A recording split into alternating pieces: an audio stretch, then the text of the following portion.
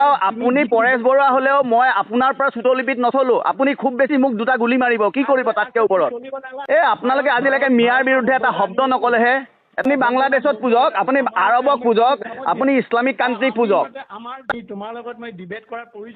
তেতিয়াহ'লে আপুনি ফোন কিয় কৰিছে? আপুনি এদিন আপুনি আজিলৈকে দীৰ্ঘকাল অসমৰ বাহিৰত থাকিলে অসমৰ কল্যাণৰ কাৰণে কাম কৰা বুলি কয়, হয়নে? তাৰ পাছতো অসমত মিয়া মুছলমানৰ আগ্ৰাসনৰ বিৰুদ্ধে আপুনি কেতিয়াবা এটা শব্দ কৈছেনে? আপুনিতো কেতিয়াও কোৱা নাই অসমত মিয়া মুছলমানৰ আগ্ৰাসনৰ বিৰুদ্ধে এটা শব্দ। তোমাৰ জন্ম কেতিয়া হৈছিলে? তোমাৰ জন্ম বোধহয় খুব জোৰ 40 বছৰ আগত হৈছে, হয় নে বাৰু? 40 বছৰ আগত আমি কি কৰিছিলো? মই বিশেষকৈ কি কৰিছিলো? শুনক মহাশয়, অসমক ভাল পোৱাৰ পেটেণ্ট কেৱল আপুনিয়ে লৈ থোৱা নাই, অসমক আমি সকলোৱে ভাল পাওঁ। ময়ো অসমীয়া। কিন্তু আপোনালোকে আজি দীৰ্ঘকাল ধৰি অসমৰ ওপৰত মিয়া মুছলমানৰ যোনটো আগ্ৰাসন হৈছে, আপোনালোকে কেতিয়াবা এটা শব্দ কৈছেনে? আপুনি দীৰ্ঘকাল বাংলাদেশত অসমৰ জাতীয় সংগ্ৰামৰ কাৰণে থকা বুলি কয়, কেতিয়াবা এটা মাত মাতিছেনে? অসমৰ মিয়া মুছলমানে অসমৰ 9 লাখ বিঘা ভূমি দখল কৰি পেলালে, আপোনালোকে কেতিয়াবা এটা শব্দ কৈছেনে? কেতিয়াওতো কোৱা নাই। দখল কৰিবলৈ কোনে দিছে? এই যে পলিটিক্সিয়ানে দিছে, আমি দিছিলো নি দখল কৰিবলৈ? তেতিয়াহ'লে আপোনালোকে এটা শব্দও কিয় কোৱা নাই? আপুনি কেতিয়াও এটা শব্দও কিয় কোৱা নাই তেওঁলোকৰ বিৰুদ্ধে?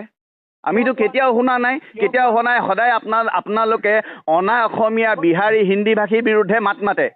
কেতিয়াবা মিয়া মুছলমানৰ বিৰুদ্ধে আগ্ৰাসনৰ বিৰুদ্ধে মাত মাতিছেনে? কেতিয়াওতো মাত নামাতাই। তুমি তেতিয়াহ'লে ঘূৰ হেৰি মানে বিজেপি এই যে মিয়া মুছলমান কোনে আনিলে? ইণ্ডিয়া আনিলে। ভাৰতীয় ৰাজনীতি তোমাৰ বয়সত বহুত। তুমি শুনা, তোমাৰ পৰা চুটলিপি ল'বলৈ নাই। আৰু আপোনাৰ পৰাও, আপুনি পৰেশ বৰুৱা হ'লেও মই আপোনাৰ পৰা চুটলিপিত নচলো। আপুনি খুব বেছি মোক দুটা গুলি মাৰিব, কি কৰিব তাতকে ওপৰত? আপুনি মোক দুটা গুলি মাৰিব। কিন্তু এনেকুৱা বহু হিন্দু মানুহ, অসমীয়া খিলঞ্জীয়া মানুহ জাগি গৈছে। তুমি স্বাধীনতা কৰা, তাৰপিছতে ইণ্ডিয়ানৰ মানে আপুনি যোনটো আজিলৈকে স্বাধীন অসমৰ কথা কয়, আপুনি স্বাধীন অসমৰ মানচিত্ৰ দিব পাৰিলে? মেপ এখন দিব পাৰিলে? কোনখন স্বাধীন অসম হ'ব? আপোনালোকে সদায় বৰ অসমৰ কথা কয়। কোনখন বৰ অসম হ'ব? বৰ অসমৰ লগত আজি মণিপুৰী থাকিব, মিজো থাকিব, নাগা থাকিব। ক'ত থাকিব? আপোনালোকে আজিলৈকে এখন মেপ দিব নোৱাৰিলে। আপোনালোকে সদায় কৈ আছে ইয়াণ্ডাবু সন্ধিৰ যোগেদি অসম ভাৰতৰ অংগ হৈছিল। অসম মহাভাৰতৰ দিনৰ পৰা ভাৰতৰ অংগ। তুমি হিষ্ট্ৰীটো আমাক দিব নালাগে, সত্যটো দিয়া। কোনখন মহাভাৰত এইটো কাল্পনিক। কি কাল্পনিক হে? Mahabharat and Ramayan is not mythology, it is our proud history.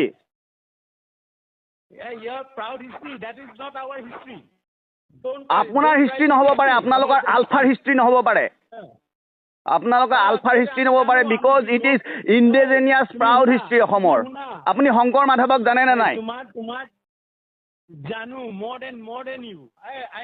Sankardev গুৰুজনাই কি লিখি থৈ গৈছিল? ধন্য ধন্য ভাৰত বৰিষ, ধন্য ধন্য কলিকাল নৰতনু ভান। ভাৰতৰ গুণানুকীৰ্তন কৰি থৈ গৈছে। তুমি ভাৰতৰ গুণানুকীৰ্তন কৰিছে কিহৰ কাৰণে? তীৰ্থ ভ্ৰমণ কৰিবলৈ গৈছে। তুমি ডুবাইৰ পৰা ঘূৰি আহিলে তাত টোকা লিখিলে, তুমি ডুবাইকো ধন্য ধন্য। গুৰুজনাই তেওঁৰ লিখনিত ক'ৰবাত ডুবাই গুণানুকীৰ্তন কৰিছে নেকি? আৰবৰ গুণানুকীৰ্তন কৰিছে নেকি? আৰবত তুমি যদি এতিয়া যোৱা, তেতিয়া আৰবটো আছিলে জানো? তেতিয়া আৰব নাছিলে, আৰবেই নাছিলে। তুমি জানা আপোনালোকে এটা ভ্ৰমৰ মাজত আজি 40-50 বছৰ ধৰি অসমীয়া জাতিটোক ৰাখি থৈছে। পৰেশ বৰুৱা ডাঙৰীয়া আজি 40-50 বছৰ ধৰি অসমীয়া জাতিটোক ৰাখি থৈছে এটা তথাকথিত স্বাধীনতাৰ নামত। আজিলৈকে মেপ এখন দিব নোৱাৰিলে, কোনখন স্বাধীন অসম কৰিব?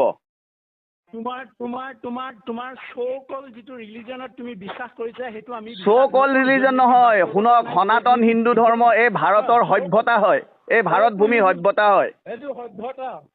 আপোনালোকে আজিলৈকে মিয়াৰ বিৰুদ্ধে এটা শব্দ নকলেহে।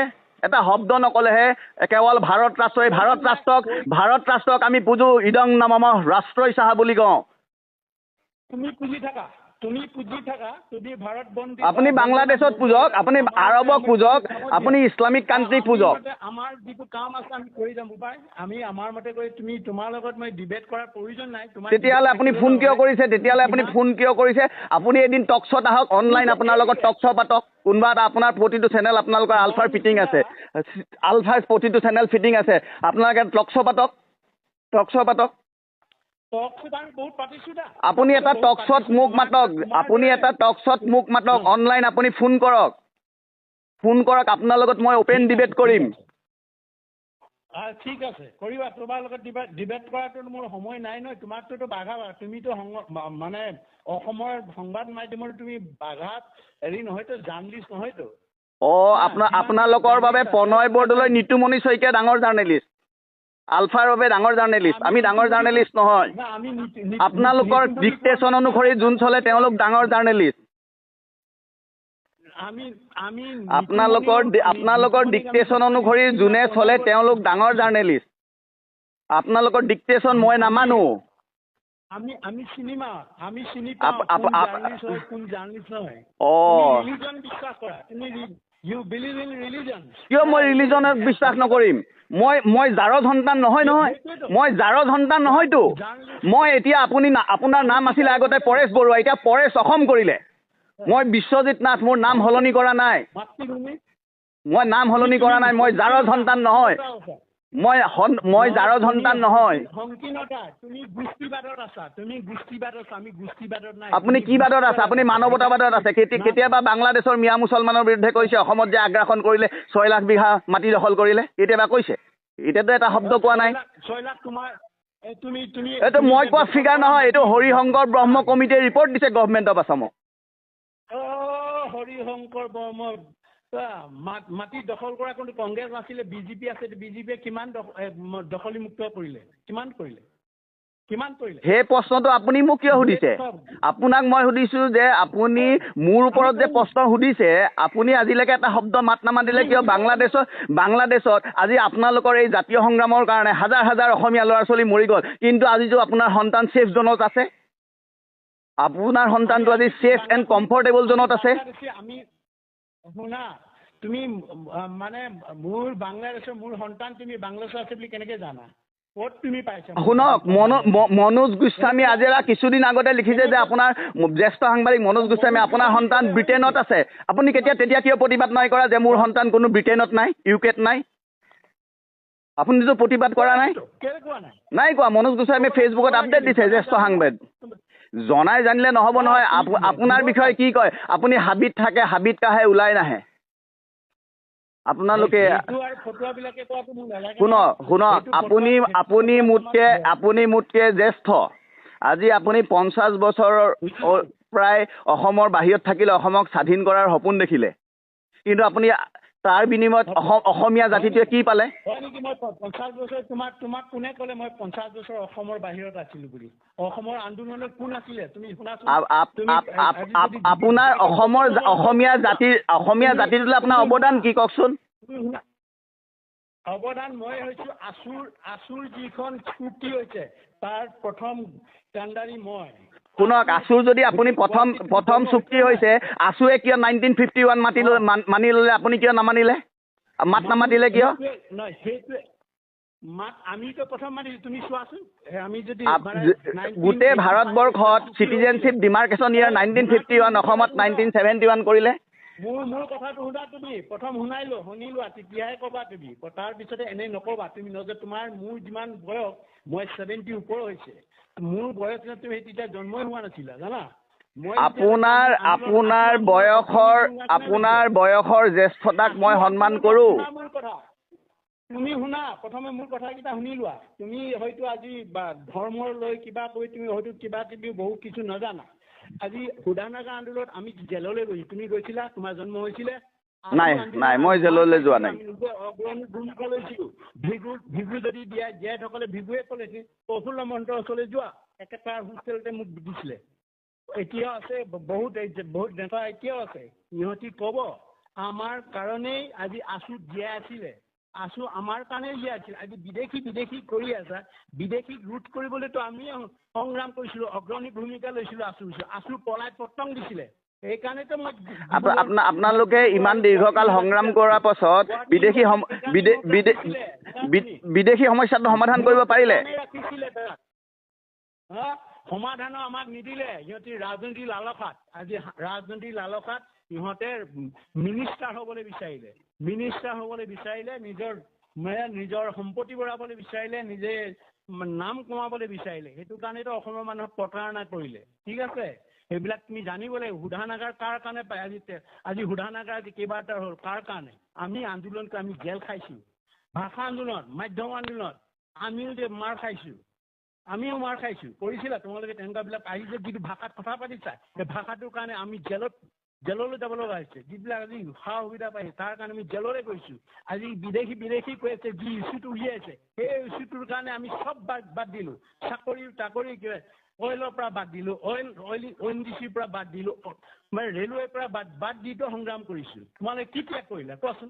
আমি যে 3টা বস্তুত ONGC, অইল ইণ্ডিয়া আৰু ৰেলত 3টা চাকৰি আপোনালোকে ত্যাগ কৰাৰ নামত আজি অসমখনৰ আপোনালোকে ত্যাগ কৰাৰ নামত আজি অসমৰ যে হাজাৰ ল'ৰা ছোৱালী ভৱিষ্যত অন্ধকাৰ হৈ গ'ল, হাজাৰ সম্ভাৱনাময় যুৱক যুৱতী যে মৰি গ'ল আপোনালোকৰ তথাকথিত আলফাৰ সংগ্ৰামৰ নামত মৰি যে গ'ল। সেই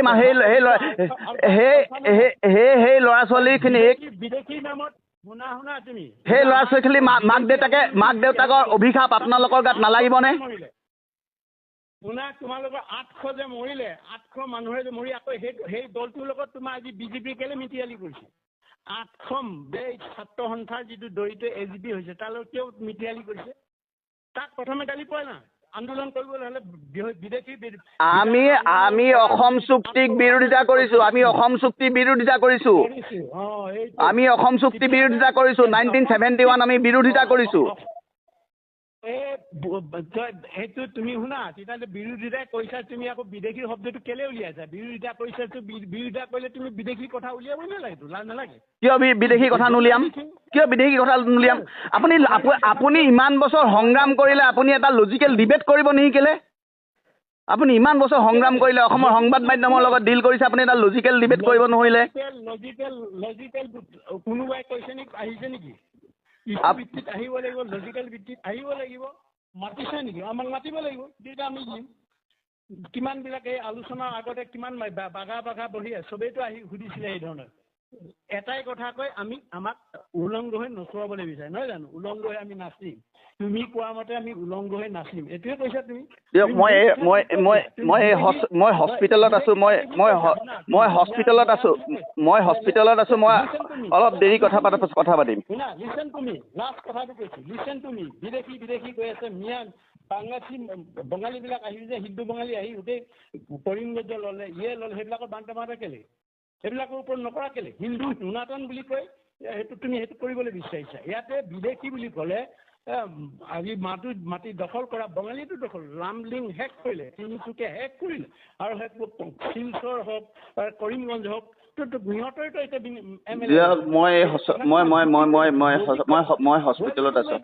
মই হস্পিটেলত আছোঁ। এতিয়া কথা পাতিব নোৱাৰিম। এটা ধৰ্ম হৈ আমাক বাংলাদেশৰ বিৰুদ্ধে কথাবিলাক নকবা, বা মিয়াৰ বিৰুদ্ধে কথাবিলাক নকবা। মই হস্পিটেলত আছোঁ।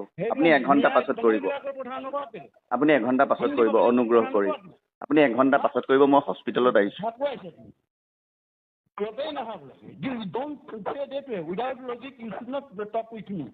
Understand? You come. Hello. আপুনি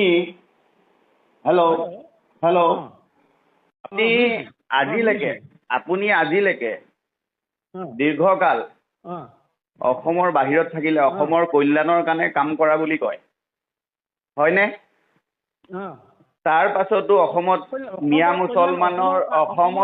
মুছলমানৰ আগ্ৰাসনৰ বিৰুদ্ধে আপুনি কেতিয়াবা এটা শব্দ কৈছেনে? আপুনিতো কেতিয়াও কোৱা নাই অসমত মিয়া মুছলমানৰ আগ্ৰাসনৰ বিৰুদ্ধে এটা শব্দ। তুমি তোমাৰ জন্ম কেতিয়া হৈছিলে? তোমাৰ জন্ম বোধহয় খুব জোৰ 40 বছৰ আগত হৈছে, হয় নে বাৰু? 40 বছৰৰ আগত আমি কি কৰিছিলোঁ? মই বিশেষকৈ কি কৰিছিলোঁ শুনক ইউ ন' এবাউট মি?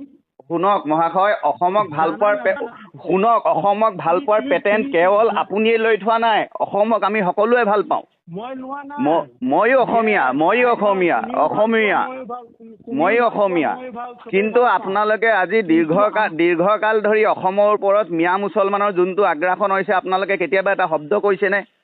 আপুনি দীৰ্ঘকাল বাংলাদেশত অসমৰ জাতীয় সংগ্ৰামৰ কাৰণে থকা বুলি কয়, কেতিয়াবা এটা মাত মাতিছেনে অসমৰ মিয়া মুছলমানে অসমৰ 9 লাখ বিঘা ভূমি দখল কৰি পেলালে? আপোনালোকে কেতিয়াবা এটা শব্দ কৈছেনে? কেতিয়াওতো কোৱা নাই। এই দখল কৰিবলৈ কোনে দিছে? এই যে পলিটিক্সিয়ানে দিছে, আমি দিছিলোঁ নি দখল কৰিবলৈ? তেতিয়াহ'লে আপোনালোকে এটা শব্দও কিয় কোৱা নাই? আপুনি কেতিয়াও এটা শব্দও কিয় কোৱা নাই তেওঁলোকৰ বিৰুদ্ধে? আমিতো কেতিয়াও শুনা নাই, সদায় আপোনালোকে অনা অসমীয়া, বিহাৰী, হিন্দী ভাষীৰ বিৰুদ্ধে মাত মাতে। কেতিয়াবা মিয়া মুছলমানৰ বিৰুদ্ধে আগ্ৰাসনৰ বিৰুদ্ধে মাত মাতিছেনে? কেতিয়াওতো মাত নামাতাই।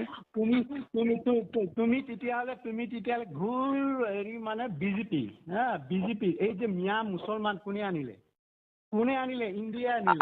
ভাৰতীয় ৰাজনীতি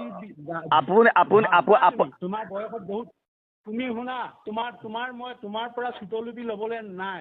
আৰু আপোনাৰ পৰাও, আপুনি পৰেশ বৰুৱা হ'লেও মই আপোনাৰ পৰা চুটলিপিত নচলো। আপুনি খুব বেছি মোক 2টা গুলি মাৰিব, কি কৰিব তাতকে ওপৰত? আপুনি মোক 2টা গুলি মাৰিব, কিন্তু এনেকুৱা বহু হিন্দু মানুহ, অসমীয়া খিলঞ্জীয়া মানুহ জাগি গৈছে।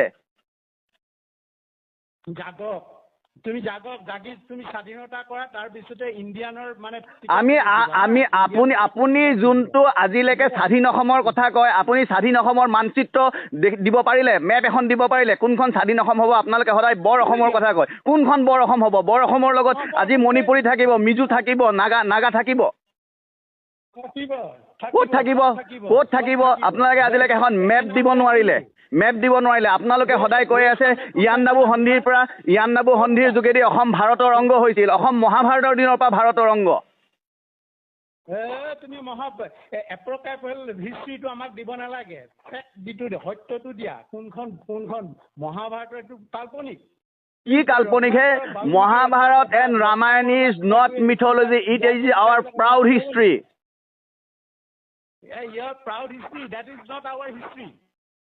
আপোনাৰ হিষ্ট্ৰী নহ'ব পাৰে, আপোনালোকৰ আলফাৰ হিষ্ট্ৰী নহ'ব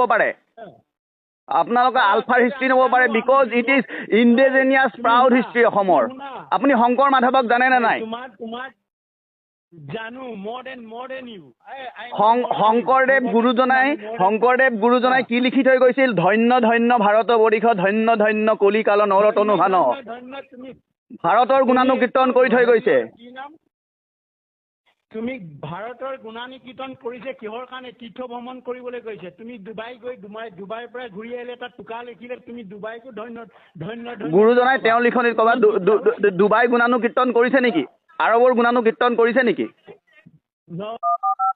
আৰবত তুমি যদি এতিয়া যোৱা, তেতিয়া আৰবটো আছিলে জানো? তেতিয়া আৰবেই নাছিলে। তুমি জানা আপোনালোকে এটা ভ্ৰমৰ মাজত আজি 40-50 বছৰ ধৰি অসমীয়া জাতিটোক ৰাখি থৈছে। পৰেশ বৰুৱা ডাঙৰীয়া, আজি 40-50 বছৰ ধৰি অসমীয়া জাতিটোক ৰাখি থৈছে এটা তথাকথিত স্বাধীনতাৰ নামত। আজিলৈকে মেপ এখন দিব নোৱাৰিলে, কোনখন স্বাধীন অসম কৰিব?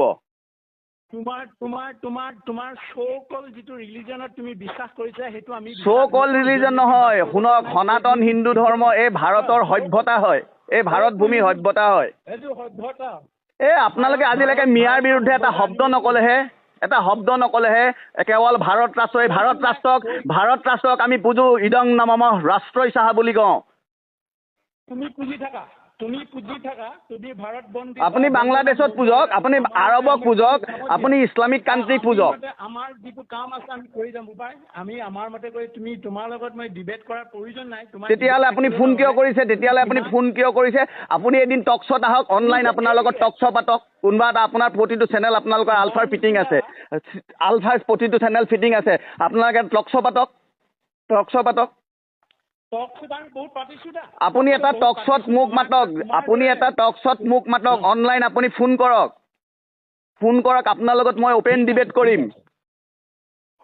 ঠিক আছে, কৰিবা। তোমাৰ লগত ডিবেট কৰাটো মোৰ সময় নাই নহয়। তোমাকতো বাঘা, তুমিতো মানে অসমৰ সংবাদ মাধ্যমৰ তুমি বাঘাত হেৰি নহয়তো, জাৰ্ণালিষ্ট নহয়তো। আপোনালোকৰ বাবে প্ৰণয় বৰদলৈ, নিতুমণি শইকীয়া ডাঙৰ জাৰ্নেলিষ্ট, আলফাৰ বাবে ডাঙৰ জাৰ্নেলিষ্ট, আমি ডাঙৰ জাৰ্নেলিষ্ট নহয়। আপোনালোকৰ ডিক্টেশ্যন অনুসৰি যোন চলে তেওঁলোক ডাঙৰ জাৰ্নেলিষ্ট। আপোনালোকৰ ডিক্টেশ্যন অনুসৰি যোনে চলে তেওঁলোক ডাঙৰ জাৰ্নেলিষ্ট। আপোনালোকৰ ডিক্টেশ্যন মই নামানো। আমি চিনি পাওঁ কোন জাৰ্নেলিষ্ট হয়। ৰিলিজন বিশ্বাস কৰা, তুমি ইউ বিলিভ ইন ৰিলিজন। কিয় মই ৰিলিজনত বিশ্বাস নকৰিম? মই জাৰৰ সন্তান নহয়। মই জাৰৰ সন্তান নহয়তো। মই এতিয়া আপোনাৰ নাম আছিলে আগতে পৰেশ বৰুৱা, এতিয়া পৰেশ অসম কৰিলে। মই বিশ্বজিৎ নাথ, মোৰ নাম সলনি কৰা নাই। মই নাম সলনি কৰা নাই। মই জাৰৰ সন্তান নহয়।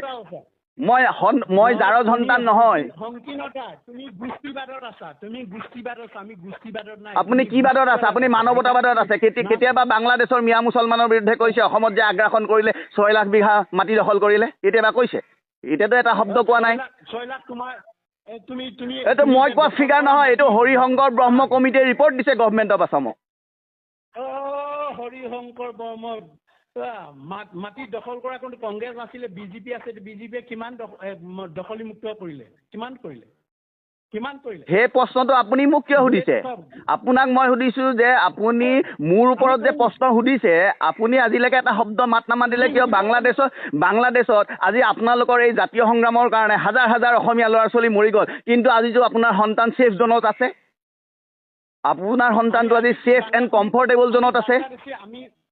শুনা, তুমি মানে মোৰ বাংলাদেশৰ মোৰ সন্তান তুমি বাংলাদেশত আছে বুলি কেনেকে জানা?